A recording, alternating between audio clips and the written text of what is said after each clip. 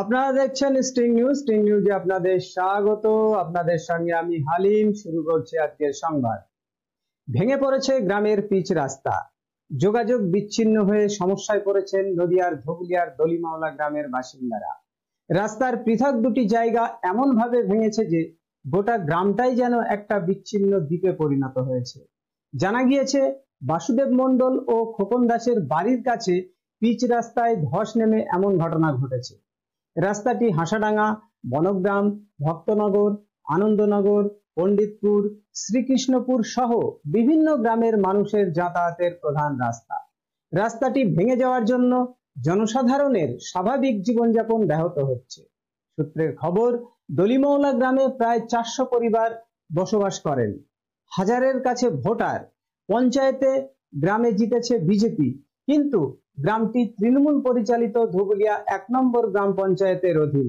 PMGSY অর্থাৎ প্রধানমন্ত্রী গ্রাম সড়ক যোজনার অধীনে রাস্তাটি তৈরি হয়েছিল। গ্রামবাসীদের অভিযোগ, গ্রামের বেশিরভাগ ছাত্রছাত্রীরা ধুবুলিয়া দেশবন্ধু হাই স্কুল ও ধুবুলিয়া সুভাষচন্দ্র বালিকা বিদ্যালয়ে পড়াশোনা করতে যায়। স্কুলে যেতে তারা সমস্যায় পড়ছে। গ্রামের দুটি প্রাথমিক বিদ্যালয়, একটি হলো দলিমাওলা ঘোষপাড়া প্রাথমিক বিদ্যালয়, অন্যটি হলো দলিমাওলা জিপ্তিপোতা আদিবাসী প্রাথমিক বিদ্যালয়।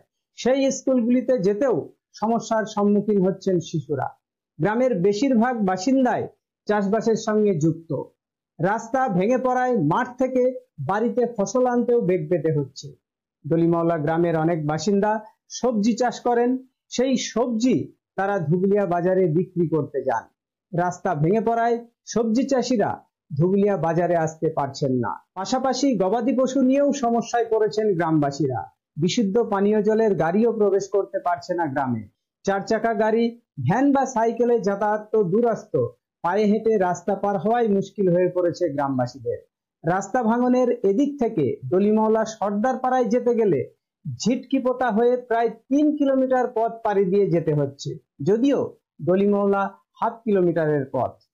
অনেকের মতে দলিমাওলা গ্রামের বাসিন্দারা রাস্তার কারণে প্রতিদিন নতুন নতুন সমস্যার সম্মুখীন হচ্ছেন।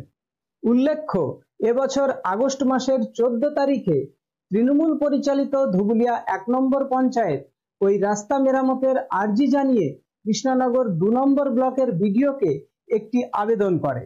সেই একই আবেদন পাঠানো হয় নদিয়া জেলা শাসক, কৃষ্ণনগর সদর মহকুমা শাসক এবং PM জল জীবন মিশনকে, কিন্তু এত দিনেও সেই আবেদনে কোনো সাড়া মেলেনি। ধুবুলিয়া 1 নম্বর গ্রাম পঞ্চায়েতের অভিযোগ, জলের পাইপ বসানোর ফলেই রাস্তার এমন দশা হয়েছে। রাস্তা কবে সারাই হবে, প্রশাসনের মুখ চেয়ে বসে আছেন গ্রামবাসীরা। নদিয়ার ধুবুলিয়া থেকে স্ট্রিং নিউজের রিপোর্ট।